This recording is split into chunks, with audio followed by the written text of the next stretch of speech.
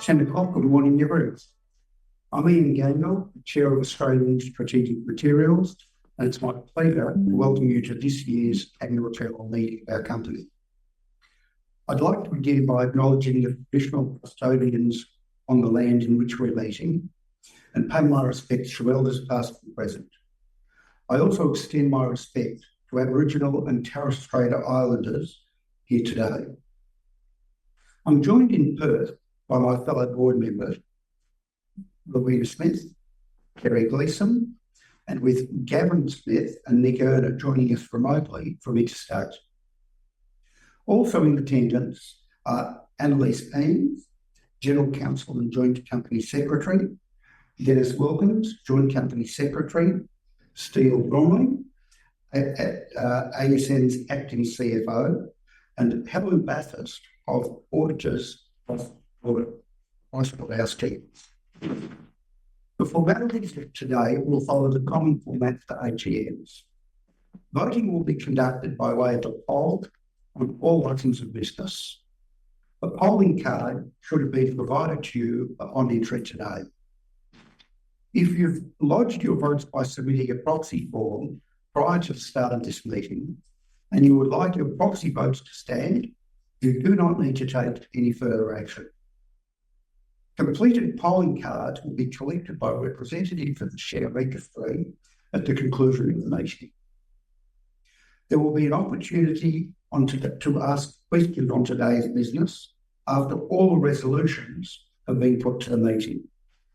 And I will address any written questions submitted by email from those who are unable to be present in the room today during question time. All questions will be answered prior to the conduct of the poll, and voting results will be posted on the ASX announcements platform later today. As a quorum is present, I declare the meeting open. The proxies received for each item of business are displayed on screen. I declare that as chair of the meeting, I will be voting any available open proxies in favour of each resolution.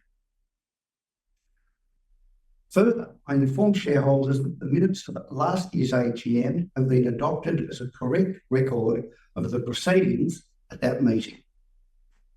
The minutes of the previous meeting are available for inspection should any shareholders wish to do so.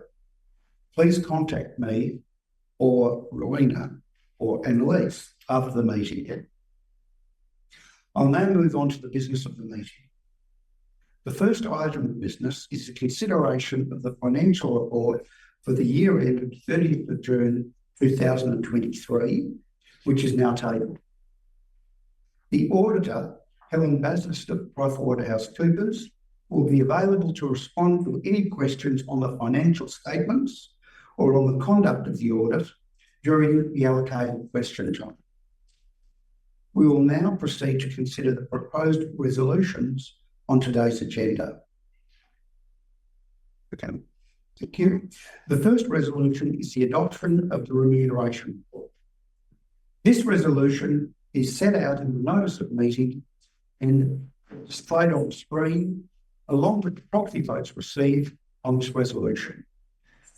I put that resolution to the meeting and will move to the second resolution, for which I will hand the chair to Rowena as it relates to my re-election as director.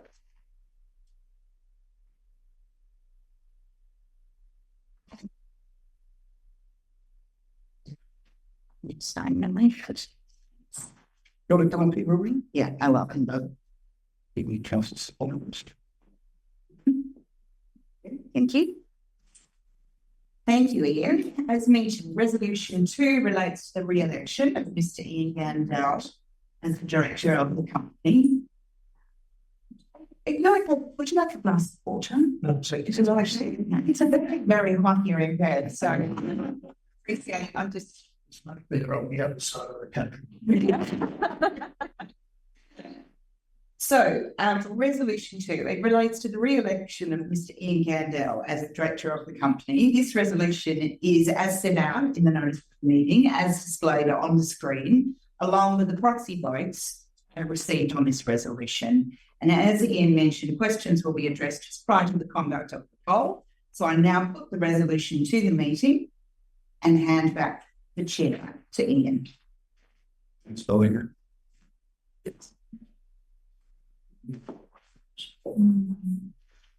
Thanks, Rowena. I now move to resolution 3, which relates to the issue of shares to Ms. Smith on the vesting of the financial year 2023 performance rights. This resolution is set out in the notice of meeting and as displayed on the screen, along with the proxy votes received on this resolution. I now put that resolution to the meeting and then move to the next item of business, which is resolution 4, regarding the grant of financial year 2024 short-term incentive performance rights to Ms. Smith.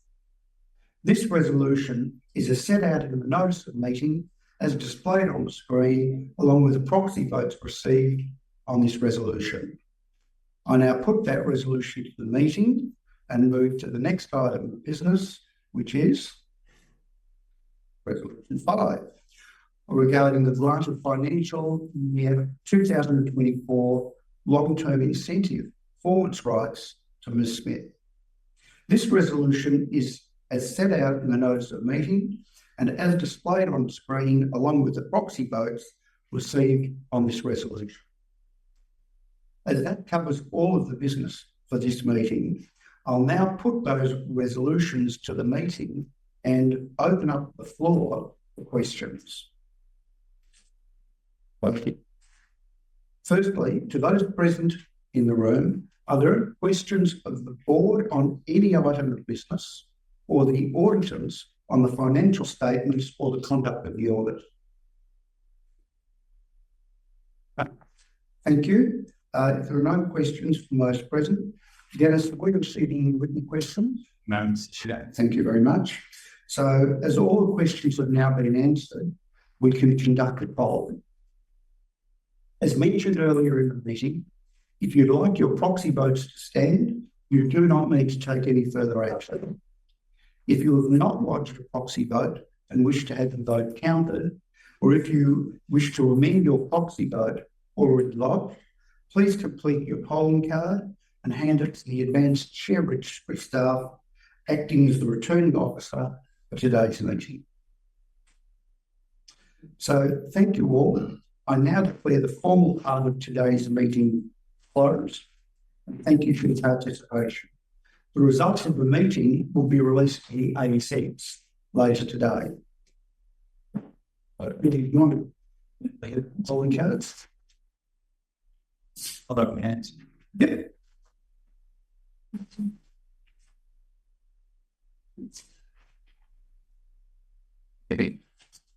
Thanks. I'd now like to invite our MD and CEO, Ms. Julia Smith, to provide an update on the company's results for the year and an insight into what we can expect for the year coming up.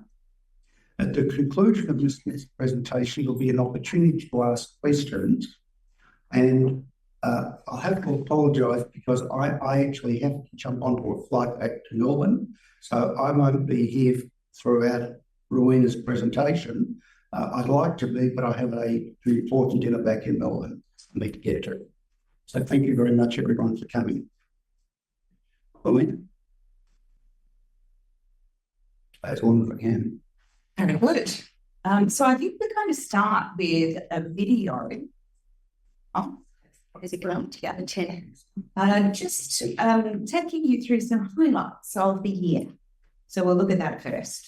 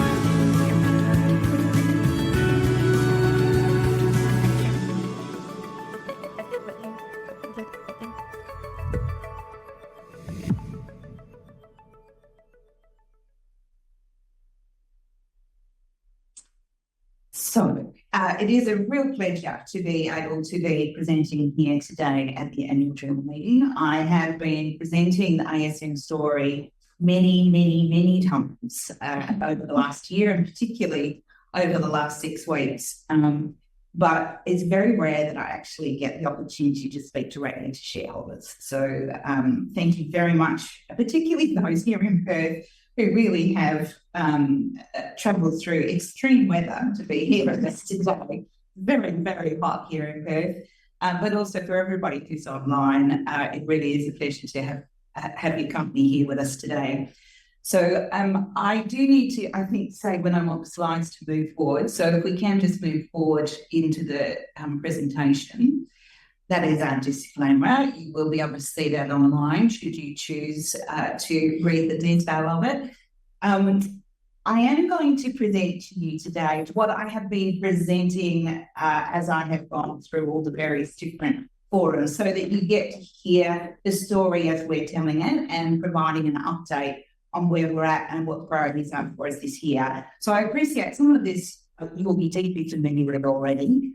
But I wanted to give you the opportunity to hear the story as we tell it to investors and partners and governments as we have been presenting in recent months. So, ASM, we're building a global rare earths and critical minerals business to provide those high-tech metals that are needed to solve the challenges of both today and into the future, and in particular to support that clean energy transition. So the next slide just shows what our management team. So one of the things that has changed through the year is the makeup of the management team. And I did just want to call this out because, again, it's rare that I am able to actually introduce them in person. But I have most of the team here today, and those of you who are observant would realise also I had one team member who's based in Brisbane, Peter Finnemore, who has joined the screen as well to be able to say hello. So I have Steele Bromley, excuse me, Steele. So Steele, who is the acting CFO for us at the moment, and also our GM Finance, a very valued member of our team. Thanks, Steele. We have Chris Jordan, who is our Chief Operations Officer, been with us now since August, and been spending a lot of time in both Korea and in Brisbane with the Dubbo project team, and in Dubbo, familiarising himself with the work program that we have ahead. Thanks, Chris. We have Agatha Krupa, who is our Vice President Risk and Corporate Services. For those of you who have read through the annual report, you will see that there's quite a comprehensive report on both our risk work and also our ESG work, and all of that work Aggie leads for us. Thanks, Aggie. We have Annalise Eames, who is our General Counsel and Joint COSEC, who again joined us at the beginning of the year and is an integral part of the work that we are doing as we are progressing just the governance components of what we're doing, but the commercial aspects. Annalise brings a very deep commercial experience set, which has really been enabling us as we've been working together in those components of work. Thanks, Annalise. And then we have Peter Finnemore, who is on the screen. As I said, Peter is joining us from Brisbane. He's only just made it home to Brisbane on the weekend. He was travelling in Singapore and Vietnam for the last couple of weeks, progressing work in those jurisdictions for us. But Peter is our Vice President, Sales and Marketing. And hello to you, Peter. So that's the team, and the team as we go forward is delivering as per our strategy, next slide, which is Mines and Metals strategy. So, as we're really working on establishing this alternative supply chain, we have to really think about how we're going to establish the end-to-end supply chain, because at the moment that supply chain in its entirety is really established in only one jurisdiction, and that is China.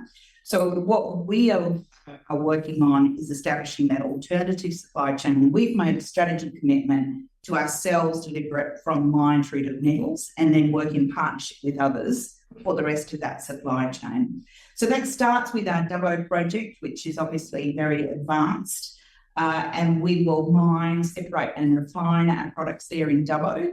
And for offtake parties for Dubbo, they can either choose to take it as one of the highly refined oxides that we will produce there in Dubbo, or they have the option of taking it in further through one of our metals plants. The first of our metals plants we have already built. It's in production in Korea, and we are making a light rare earth metal there, neodymium praseodymium metal, as well as alloying that through to that specialist alloy that is the feedstock into the producers of those high-performance permanent magnets that are essential in a number of the clean technologies, the EVs, the wind turbines, and many others.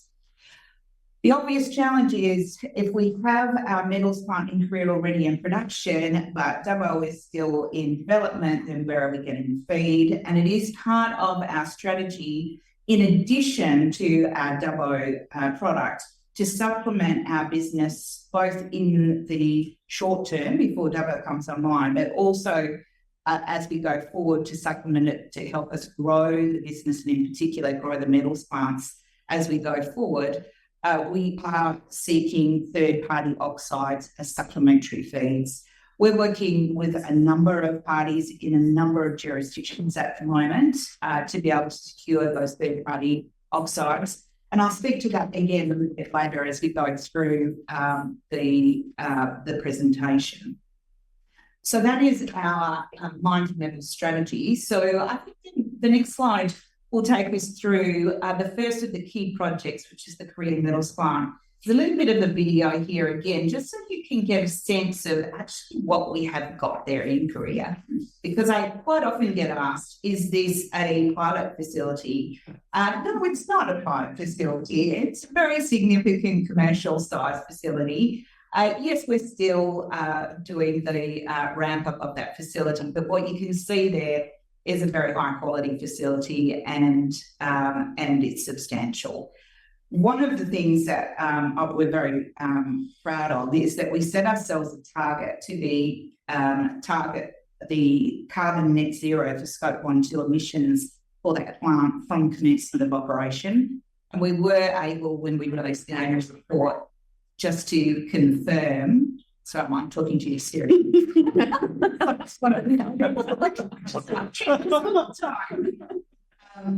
We were very pleased to confirm in the annual report that we delivered that target for the first year of operation. So we did operate our scope 1 and 2 emissions at the net zero full carbon in that first year. That was a combination of some of the emissions reduction activities that we had been able to incorporate in the design of the facility, as well as an offset project that we had invested in Korea.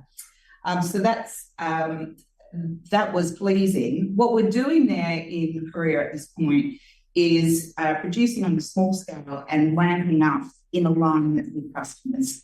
You would know that we had our first metals customer, a Korean magnet producer, start to take product in September of last year. So we have done regular deliveries to that customer of that NdPr or light rare earth metal ever since. But excitedly also this year, we announced that we have our first commitments to sales into the US for alloy, that specialist alloy that I was talking about before. The first of that is a contract to Novion Magnetics, who are an emerging magnet producer in Texas, in the United States.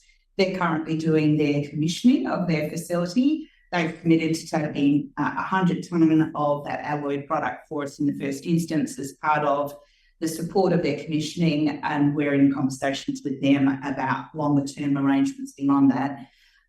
But then more recently, we announced the first of our long-term sales arrangements going into USA Rare Earths.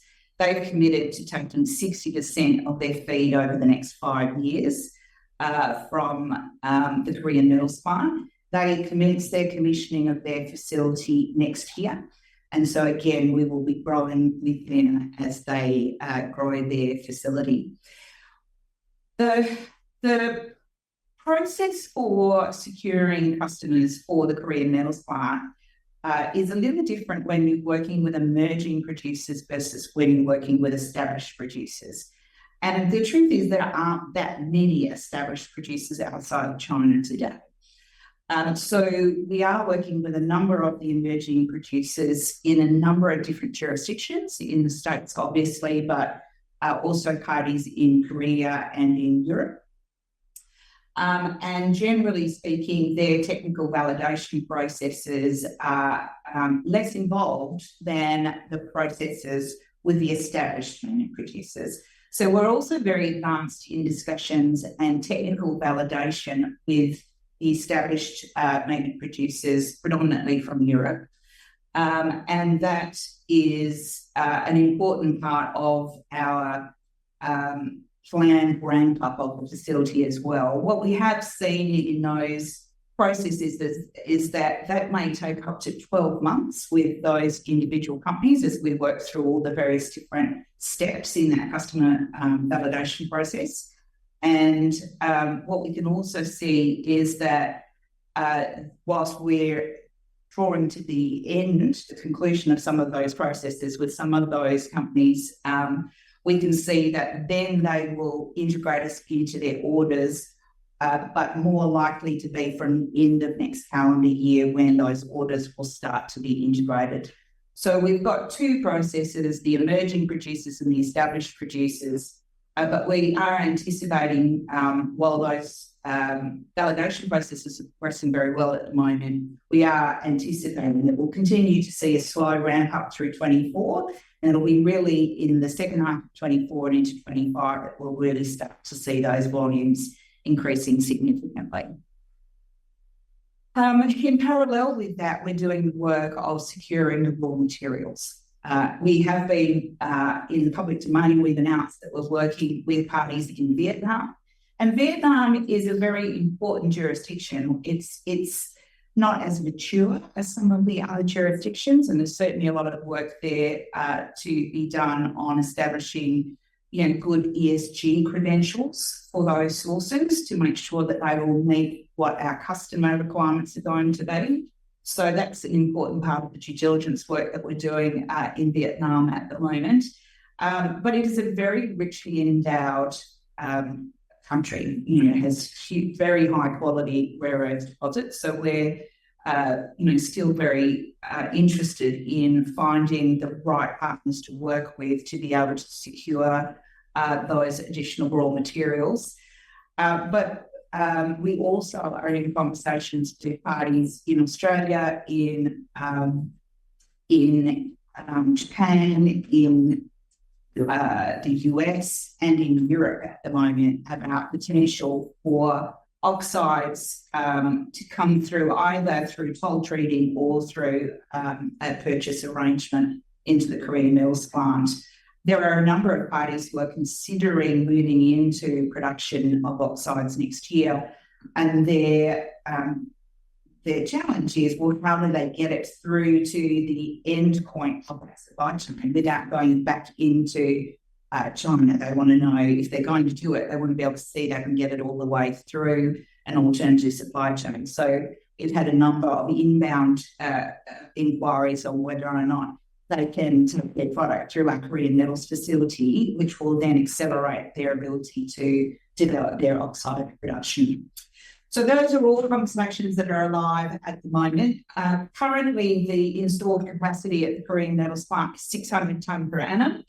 And we will continue to work towards filling that capacity first. But it is a very straightforward expansion to take it from 600 tonne per annum to the design of 3,600 tonne per annum of that alloy. The current installed capacity is constrained by the number of furnaces we have. We have 3 furnaces, and when we run them all in parallel, that then feeds a strip caster to enable that 600 tonne per annum. But the strip caster itself has actually got capacity that is closer to 1,500 tonne per annum.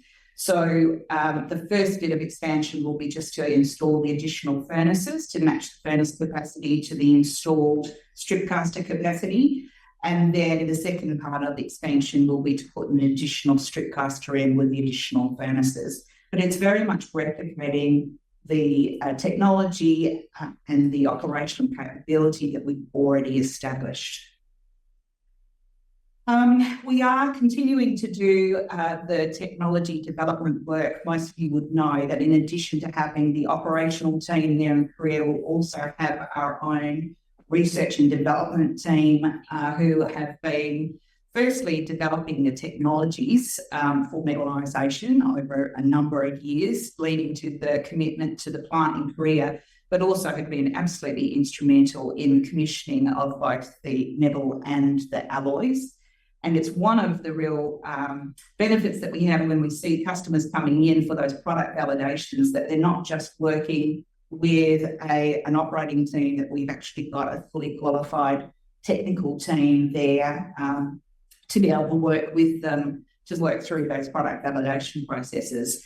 But in addition to supporting what I call revenue streams, current revenue streams, they also are continuing to do the development work on our new technologies, which we're focused on titanium. And then this year we've broadened that work out to include also the two heavy rare earths, the terbium and the dysprosium. So there's development work going on for that technology for all three of those metals at the moment. And we've brought those heavy rare earths up because of the amount of interest that we have from those customers to have the heavy rare oxides metallised in that facility as well, to be able to then be incorporated into those specialist alloys.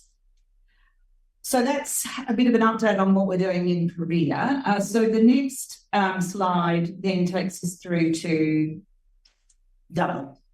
And Dubbo is a very unique ore body positioned at this moment in time perfectly to meet global demand.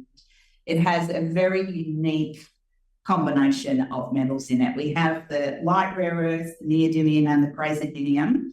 But also we have an unusually high proportion of the heavy rare earths, and those materials are scarcer, particularly outside of China, and higher value. So we have the terbium and the dysprosium in that ore body as well. And then we have three other materials that are on many of the Western world's critical minerals lists. We have zirconia, we have the hafnia, and we have the niobium. So as we move through to the next slide, we can see that this is a very long life resource. We have a 20-year life mine based on the JORC reserves that we have established, but there is an additional 50 years of resource there as well for future commercialisation. It is construction ready. We have all the major approvals in place. We have gone through a process in the last 12 months of updating those approvals to reflect the design work that was incorporated into the optimised study that was released in December 21. So we went through that process of public what the word is, what do you call it? Consultation. Thank you. As a public consultation and had that confirmed earlier this year. We've got all of the land and water licenses owned, and we are advancing the final engineering. We've got Hyundai Engineering doing the work on the processing engineering, and then more recently we have awarded the contract for the non-processing infrastructure engineering work to Bechtel Engineering. We continue to work with ANSTO. We've obviously got a very long-standing relationship with ANSTO. We've been working with them for over 16 years. And again, this year, we've continued to do test work. The most recent results that we published were from the dysprosium and terbium recovery work, where we had done work at the lab level on that part of the circuit before. It was the only part of the circuit that we hadn't taken through at the demonstration plant level, and we wanted to confirm the results. We were very, very pleased with the results that we were able to show. And for anyone who missed those results, we saw for the dysprosium that we can produce an oxide to 99.999% purity, and for the terbium, it's even higher. It's 99.999. So that's the technical risk for rare earth projects in the flow sheet is one of the challenges, and it is one of the key advantages for the Dubbo project that we have such a long-standing, comprehensive testing program of our flow sheet. So we feel that part of the risk profile for this project is very well managed. We are continuing at this point in time, having got all of that work done, to really focus our efforts in securing the offtakes and progressing the funding for the project. Our target is to have FID at the end of next calendar year. And what we've done this last 12 months is really broaden out the jurisdictions that we are targeting for those discussions. Whereas previously we were almost exclusively talking in Korea for offtake parties and strategic investors. Over the last 12 months, we have broadened that out, and we've been in active discussions in Korea, but also in the United States and in Europe and in Japan. And what we are seeing is a significant amount of momentum now in those discussions. We had hoped that we would have the first of the offtakes completed at this side of Christmas. That's unlikely at this point. These conversations are going to continue on into the new year, in part because the parties that we're talking to in North America are predominantly those large car manufacturers that are going to be manufacturing the EVs. And some of you may be aware that there's been quite a lot of industrial action in recent months that has slowed down their procurement processes. So we can only go as fast as their processes. The parties in Europe that we're speaking to are not as impacted by that specifically, but their processes are also taking longer than the original timelines indicated. On the positive, we've been in regular cadences with a number of those companies now for many, many months. And they started out with a large pool of potential suppliers that they were speaking to. And we've gone through a number of gates through the last 12 months. So the fact that we are in the process still at this point is very significantly positive. But they are competitive processes. So we don't know with certainty what the outcome will be, which is one of the reasons why we are maintaining a number of these processes in parallel. So firstly, so we can make sure if we don't prevail in one, we've still got a number of other conversations that are well advanced. But secondly, also, so in a perfect world, we get to a point where we ourselves can then choose which is the best of these deals to be able to proceed with. It would be much easier to do a bad deal, and we are very conscious of the fact that it's critical for us to secure the offtakes, but it's also critical for us to secure offtake arrangements that are going to support the first 10 years of operation for this business. The challenges are not insignificant as we go through that first 5 to 10 years of operation, and we want to make sure that we've got the right parties and the right commercial arrangements, and the offtakes are going to enable the rest of the funding that is needed to be able to get the project into operation.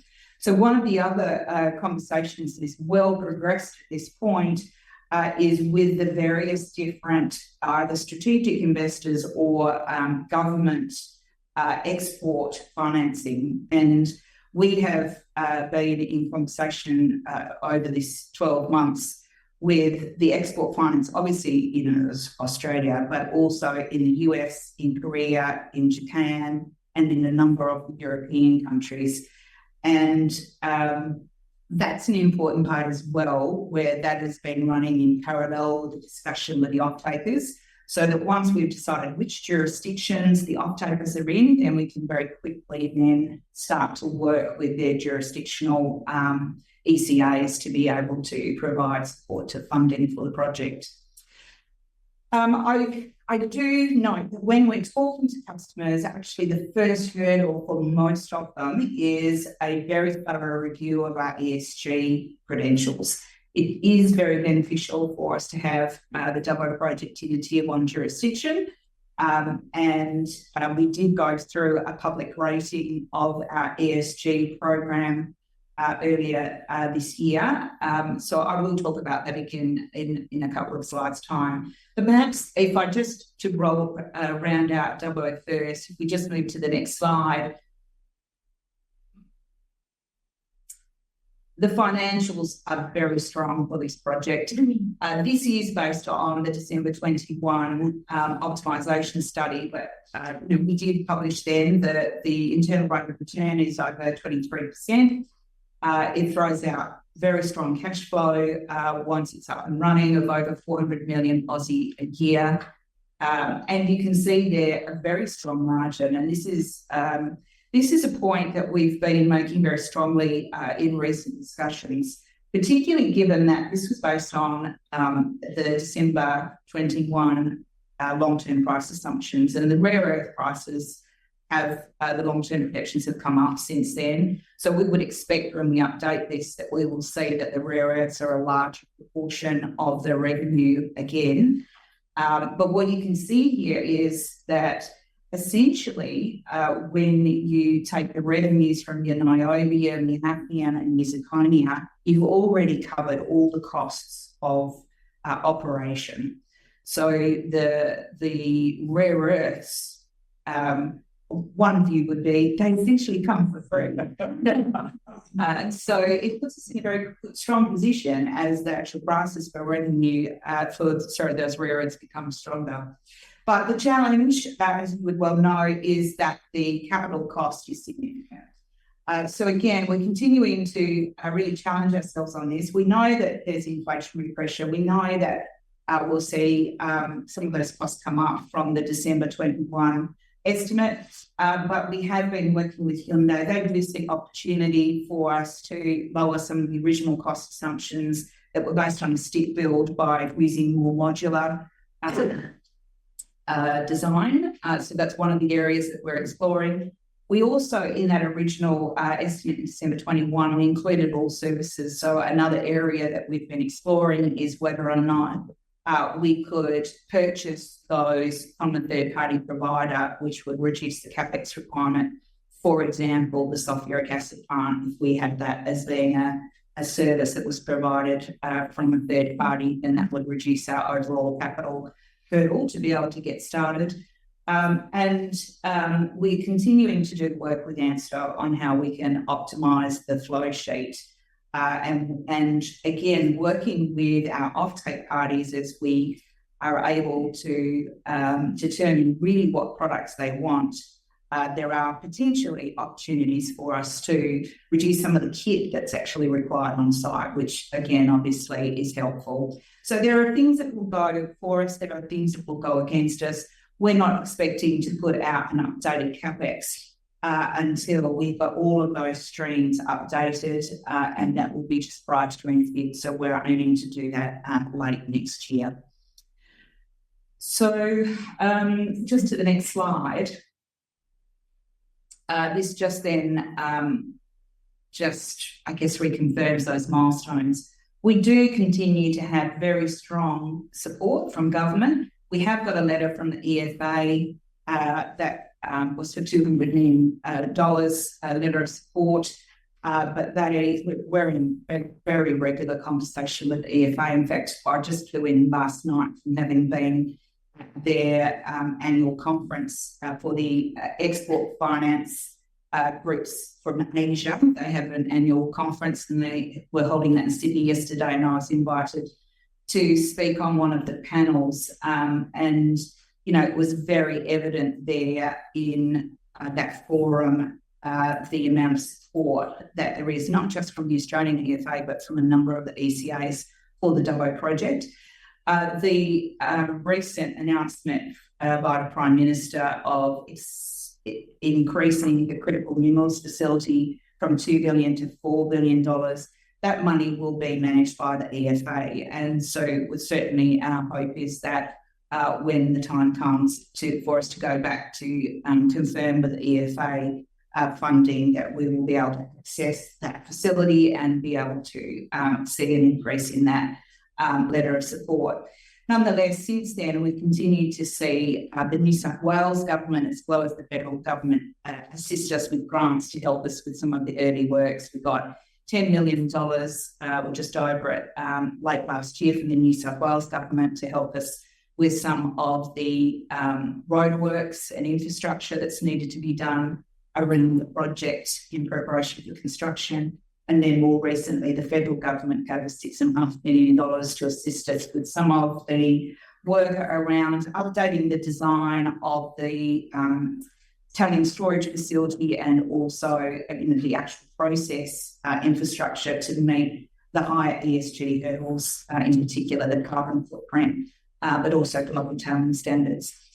So that work has been ongoing, but where we're at now is progressing those bankable strategic offtakes, working with strategic investors, and really targeting to have our FID or final investment decision at the end of next calendar year to be able to then commence construction with first production targeted for 2027.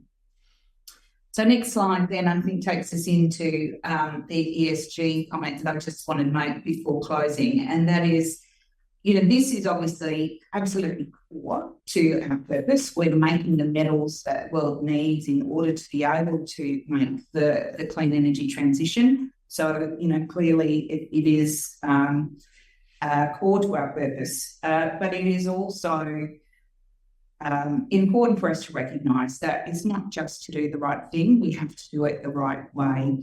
So on the next slide, we will see we have a very comprehensive ESG program, much more so than most businesses of our age and pre-development. And I know many of you know, my previous role was Chief Sustainability Officer with South 52. This is obviously an area of passion for me. But one of the reasons why I came toward ASM is because this was already very strongly embedded in the work program, and many of these initiatives are long-standing. I spoke before about the fact that we did the Sustainalytics public assessment earlier this year, and we were assessed in the top quartile of best performing diversified metals producers through that assessment, which is very pleasing indeed. We will continue to work in a fit-for-purpose way on progressing this work. Our focus this year is on continuing to progress our carbon net zero plans. So in addition to our target that I mentioned before for our Korean metals plant, we have recently released our 2030 targets for Scope 1 and Scope 2 emissions for the Dubbo project. We are using that funding that I spoke about earlier to develop the action plan so that everyone can see what our pathway is to delivering on those targets, and also shoring up what our 2040 target is. Because most of the EV producers have themselves got a commitment that their whole supply chain will be carbon net zero by 2040. So when we do that early assessment with our off-takers around our ESG credentials, which, as I said before, is the first piece in their process, these are some of the questions that we're asking. Can we demonstrate that we're actually going to be able to deliver on it? So I think that is then coming to the end. If we can just see the next slide. So ASM, we are building an alternative supply chain to provide the world with those rare earths and critical minerals. We're already producing in Korea the high-tech metals and alloys. We have Dubbo project ready for construction, and we have got very advanced discussions happening with both our potential off-takers as well as funding bodies. We underpin the business with very strong ESG credentials, and we have a terrific management and board. So with that, I open the floor to questions. Are you still thinking of selling part of Dubbo? Well, I like to think of it as, are we still welcoming investment in Dubbo? Yes, absolutely. So when we think about how we're going to fund the project, predominantly we're looking for investment at project level and selling down at project level rather than coming in or the, at the listing. Yeah. No, it's not the wettest part of Australia. Where's the water coming from? So it can be very wet there. So they do have a sort of cyclic drought and flood. But there are there's a water table there, and the water licenses we have already acquired that are sufficient. When we did the December 21 study, we actually reduced the water consumption by over 50% at that point. So we have, through some of the improvement work we've been doing, reduced the burden that we place on our water requirements. But we have also already acquired the licenses that we need. At the moment, we don't need them because we've acquired them, but we're not using them. And so we're actually selling them back to community at the moment. Hi, Rowena. Thank you for the update. I have a couple of questions, so let me start with the first one. And it's in relation to the Korea plant. I understand management's strategic intent around wanting to secure offtake agreements to at least for the 10 years of operation, which is fantastic. And you don't get that. That's the Dubbo as opposed to the Mills Farm. Yes. Right. Okay. Thank you. Yes. With the metals plant, if you were very successful and you mentioned that the caster strip can take up to the capacity of 1,500 and it just requires furnaces, what would it take to be able to start producing and generating revenue of that in terms of putting the furnace in place? It takes having the customer orders secured. So in order to secure the customer orders, we need to have completed the technical validation process. So this work that we're doing at the moment with the various different customers, we need to get to a point where we've completed the product validation. Every magnet producer has its own special recipe for these alloys, so they're not standard products. And in fact, the first part of the dance is that we have to build enough trust and relationship with the magnet producer for them to share with us their alloy specifications, so we can then do the technical development work and then work through with them to demonstrate that we can consistently make that product to spec. So we need to go through that process with each of them individually. So that's the work that we've been doing now for a number of months. So we need to complete that. We then need to secure orders. So once you've got through the technical validation process, then you obviously need to agree the commercial terms. And then we need to enter into their order book. And so that's the comment I was making before, is that they really have got their orders secured on a 12-month horizon. So when you get to the point where you have got a product validation complete, then we'll start to see orders coming in, but we would expect it will be a slow ramp up through next year. And how about financing and the time it would take to put the additional furnaces? So we estimate the additional furnaces will take somewhere between 4 to 6 months to be able to have installed them and fully commissioned them. So that's relatively simple. To be able to take the facility from where it is now to the 3,600 tonne requires an additional strip caster, and that has a more significant lead time. And that's also the most significant piece of capital. So the total amount, we would expect it to be less than or around about $10 million to finish the facility. But we would expect that we don't need that capacity prior to the end of this calendar year. Thank you. So my second question is in regards to Dubbo. And the timing looks great, but there's always challenges in between to get there, particularly start of construction. And from your current knowledge now and risk assessment, what do you see as the top key hurdles around getting to that milestone?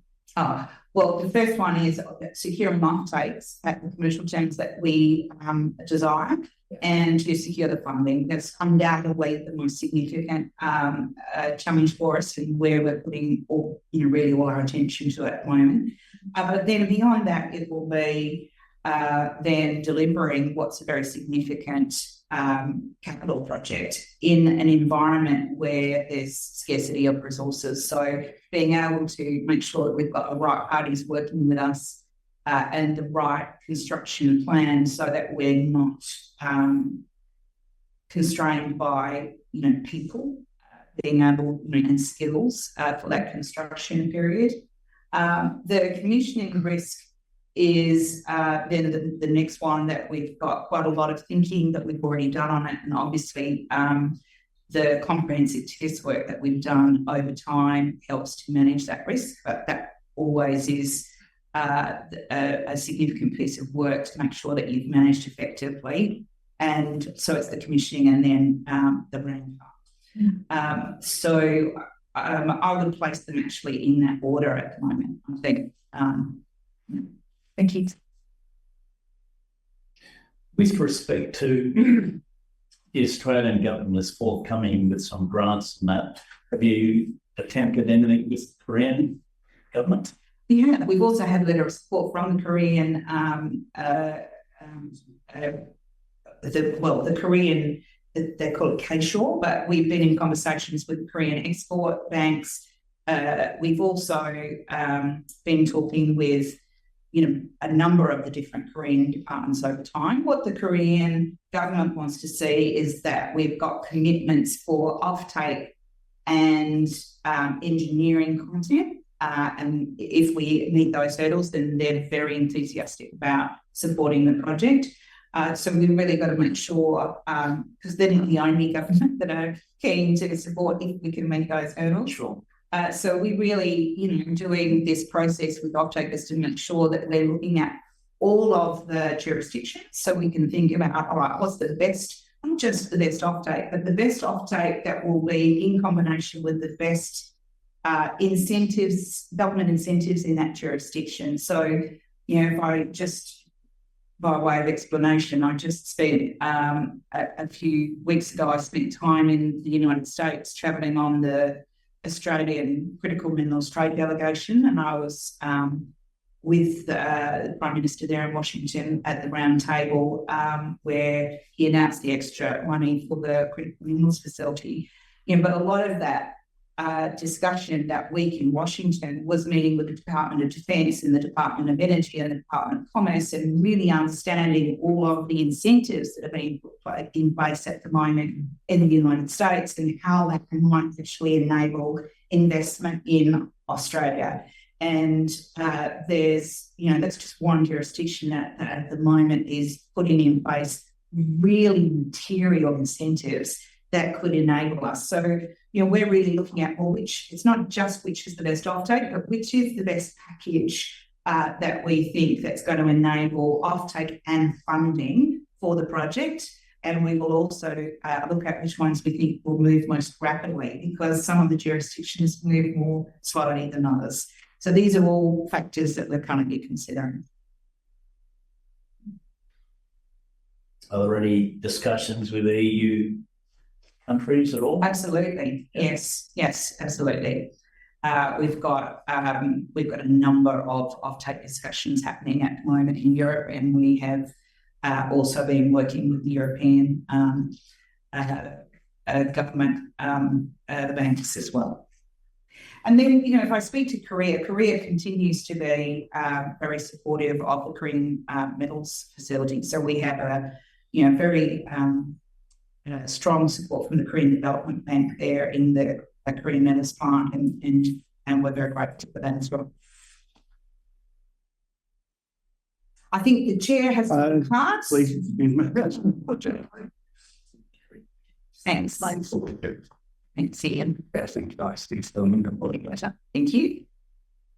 You have a question? Yeah. So, given the economic condition and the concerns and slowdowns all around the world. I just wondered, have you noticed a change in sentiment around these offtake discussions?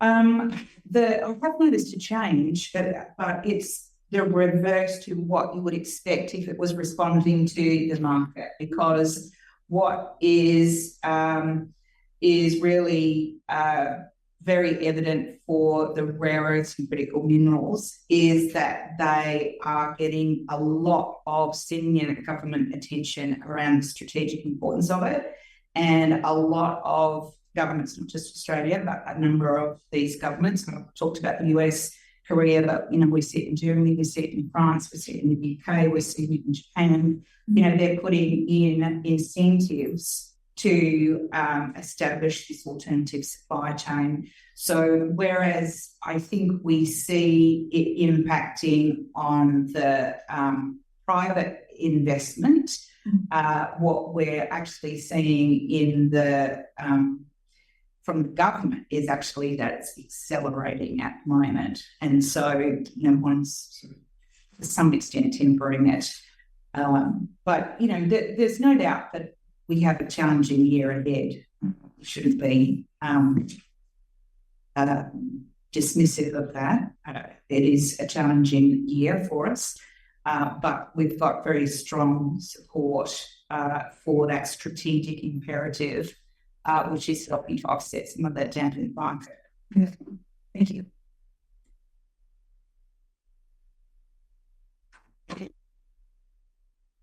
No other questions? In which case, we can perhaps then break for a cup of tea. So could I just say thank you to everybody who has joined us today, both online and to those in the room. And I would particularly like to call out the support of the directors over the last 12 months. It's been a very big year for ACM and a big year for me personally, and I'm very grateful for the advice, the counsel, the encouragement, and just general support that I get from all of the board. And I would particularly also like to acknowledge management team. It's very, very, very nice to be standing here today with such a strong management team who I know are very committed to delivering on the potential of this business going forward. And for ASM team in this room as well, we've got a big year ahead. So I look forward to sharing it with you. Thanks very much.